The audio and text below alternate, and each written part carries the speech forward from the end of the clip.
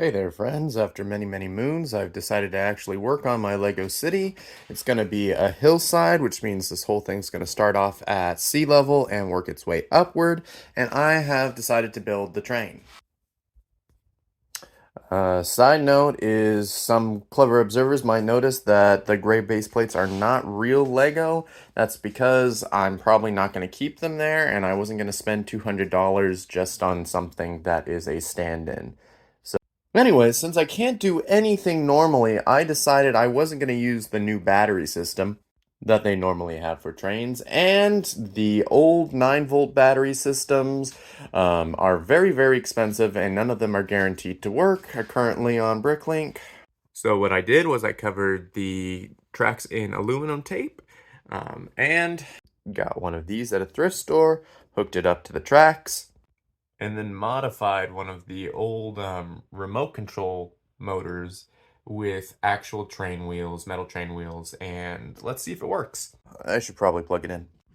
All right, nobody died when that happened. Let's see. Ooh. Oh, I expected that not to work, so lucky me. The reason I decided to do all this is because I wanted to be able to, just plug it in, turn it on, and not worry about constantly replacing batteries. I'm going to eventually replace the train with a passenger train, but right now I am working on a train station.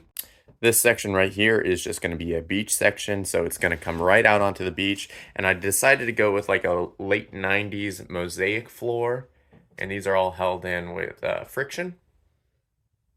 But as you can see, it's a little train, passenger car, and a caboose. It'll have little stairs coming down, a little ramp for wheelchair access, and then this will actually be built into a bit of a cliffside, and so it'll have stairs going up to the top portion. I had some tough choices when I was making the track. For instance, I really wanted to give the illusion that this whole city was just like a mountainside and it was sliced, and so it continued on and on. So I needed the train tracks to appear like they went on and on, not just in this loop. But that meant I had to deal with these, and these kind of really get in the way because I could have had just, a nice curve right there that fit nicely in this little section. But no, now I got to deal with this. And I'm a little tempted to move this whole thing one step forward, get it really close, mind that gap a little more. However, when this happens and it comes around the curve, let's see. It presses up against it right there. And I think that's not something I'm willing to do. Instead, we'll have a bit more of a gap just for posterity's sake. Alright, I have the basic station built. It's got a clock and some chairs for sitting. It's got the little mosaics. It's got an elevator over there. Right here will be some stairs. It's got a little maintenance area. And inside there is a ladder. The ladder doesn't go all the way up because you're never going to see that. But if you stick your camera in there, you might be able to see in a little bit. It's also got a bunch of tools, and they'll both be lit up. Now I've got to deal with actually mounting the tracks, which is going to be a big hassle.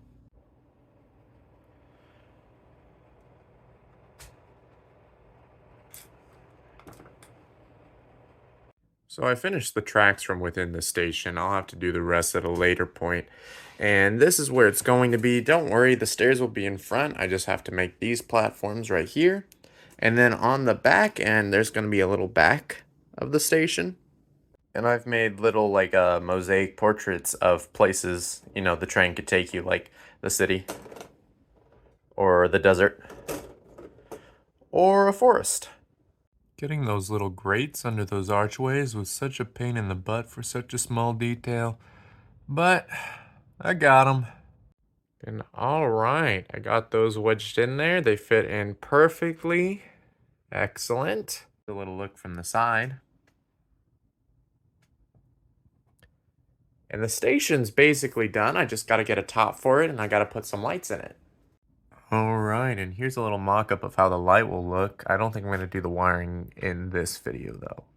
All right, putting in some final details. There we go, a little newspaper. I tiled the whole back section. And then, of course, no station is quite complete without a small rat crawling out of one of the little ducks. And here's our final progress for today. Not too bad.